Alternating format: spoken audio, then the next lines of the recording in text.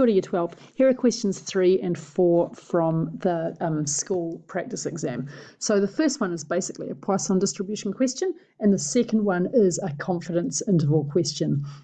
So let's look first of all at question 3, where a lot of you just gave away 2 really, really easy marks.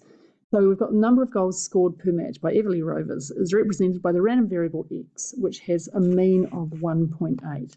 And we're asked here for 2 conditions for x to be modelled by a Poisson distribution, right? So it's worth 2 marks. So it's not going to be, totally obvious for 2 marks what you've got to do. You need to know your conditions really well, and you also must write them in context. So if you don't put them in context, you've given away probably 2 of those 2 marks. If you're lucky, you'll still get 1 of them back. And when they say conditions, we don't mean things that are kind of inherently already true in the situation, right? So when we've got the number of goals scored in a match, the outcomes there are going to be discrete values. We're going to get 0, 1, 2, 3, 4 goals. So don't tell me that it has to be a discrete number of goals. That's not really a condition. That's just an inherent thing in the situation. So we're really looking for things that either might or might not be true. So the 2 best ones to say here are that goals need to be independent of each other. So that's thing 1. And that goals need to be scored at random, and that the average rate of goal scoring per match by Everleigh Rovers needs to be a constant 1.8. And we can argue about whether those things are realistic or not, and that's kind of why they're conditions. So I'm going to show you what the mark schedule had for that here, because that's probably the easiest way to go. So you can see that it's got those 3 things, right? So constant average rate of goals scored, goals random, and goals independent. Now, I would like to see a few more words than just those. Got not goals scored singly. So some of you said, you can't score 2 goals at exactly the same time. And what they're saying here is that this is inherent in the context, so it's not a condition, right? And so this SR means, I think it's special results, score B1 for any 2 not in context. So if you said X random and X independent and explain those well, you would get 1 of those 2 marks. But it's very easy to do this in context. So just try to remember that. Sorry, I'll just turn off the alarm. Okay, so that's the first part. So let's go back to the mathsy part. If you're not confident with that, just make sure you've reread the parts of the textbook with all of the conditions in. Okay, so now we have to assume that X is Poisson with a mean of 1.8. And we need to find the probability that X, the number of goals scored, is between 2 and 6, but not including those 2 values. So what we need to see here is just a little bit of working. We don't just want to see answers to get those marks. We want to see that you can figure it out. Okay, so the probability that X is between 2 and 6 is equal to the probability that X is equal to 3, 4, or 5. And different ways to work this out, but the basic one is it's e to the negative lambda times lambda to the power of 3 over 3 plus the same thing for the probability of 4 plus the same thing for the probability of getting 5 goals. Oops, they need factorial signs. Sorry, guys. There we go. So you can calculate that like that now, or you can take out your common factor. I would probably take out a common factor of this. And then it's 1 over 6 plus 1.8 over 24 plus 1.8 squared over 120. So this is basically just about doing the recurrence relation thingy. Okay, so whatever way you go, you'll work out your answer, but you have to round it to 3 significant figures. Okay, so I was really harsh on this when I marked the exams, because in the final exam, markers will be as well. So I'm taking a mark off if you've gone out further than that, or if you've rounded that to 0.26. So please go to 3 significant figures, not 4, not 5, and not 1 or 2. Second part of the question was to figure out this one. So the manager promises the team a bonus if they score at least 1 goal in each of the next 10 matches.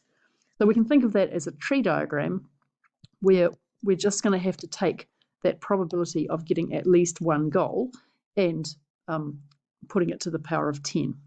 So what's the probability of getting at least 1 goal? Well, that's the same as 1 minus the probability of getting no goals which is simply 1 minus e to the negative 1.8, and that works out to be 0.8347. Now, I used the exact value, I think, when I actually did this, but I only wrote that down. And so then we've got the probability of x greater than or equal to 1 to the power of 10, which gives me 0.8347 to the power of 10, which is 0.164 to 3 sig figs. So in general, this question and the one before were really, really well done. That was great. The biggest thing to watch for is that we have to round to 3 significant figures. And that first question about the conditions was not very well done. Okay, but you'll get it once you do a few of those. You'll be fine with that. Okay, on to question 4. I think my laptop battery is about to die, so hopefully we'll get this done.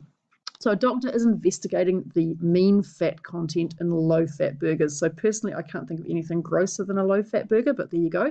The doctor takes a random sample of 15 burgers and he sends them off to a lab.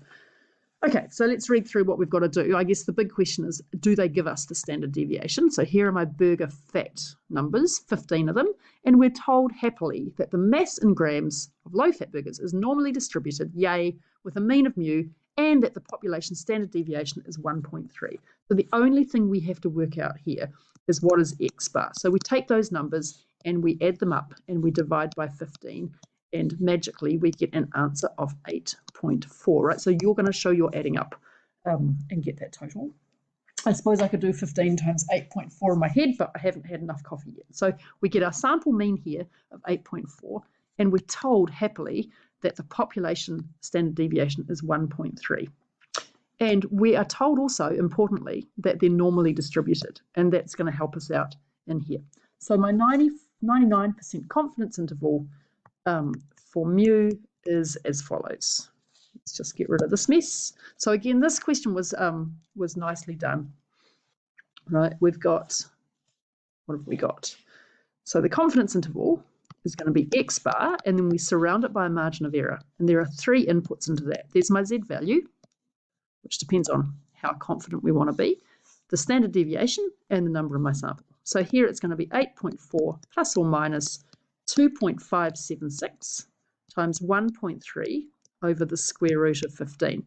So this number came from my table here and came from those numbers down the bottom. You're given values for how much you want to chop off. And if we're doing 99%, we want to have 0.5% in this tail. So we're looking for the value that gives me 0.995 here.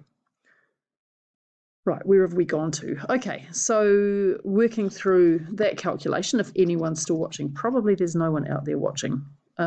If you're still watching, I have bought fruit bursts for you. You can just tell me when we're back at school. 8.4 plus or minus 0.8646. So let's draw a confidence interval line. Here we go back to 7.5353. I'm going to round this, so don't switch off the video just yet. So you can see that my confidence interval goes from what to what? Let's see.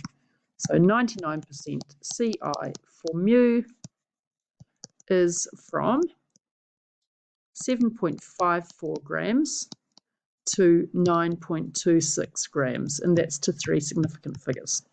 Okay, last couple of questions. What have we got? Oh, where have they gone? Lost them. Oh, back to the top. Okay, explain whether it was necessary to use the central limit theorem in the calculation in part 1.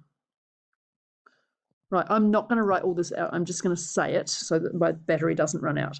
So we did not need to use the central limit theorem in part 2. Okay, so that's the first thing, is no, we didn't. Although n is only 15, I am going to write this out. N is only 15, but x, the mass of fat, is normally distributed. So x bar, the sample mean, will be normally distributed. Okay, and that's exactly normally distributed, not just approximately, which is what we get when we use the central limit theorem. Okay, so that's that one. And then the last one is really easy. The manufacturer claims that the mean mass of fat is 8 grams. Use your answer to part 1 to comment on this claim. So 2 things to say here. Is his claim justified? Yes or no? And if so, why? So 8 grams is within the CI calculated in 1. So his or her, I'm not sure, his claim is justified. So there you go. The easiest 2 marks you're ever going to get. Right, in general, that question was quite well done. So good job on that. If you were one of the people who had trouble with it, just go through the chapter. I think it's also chapter 13 where we do confidence intervals. Thanks for watching. I will finish these off later on today.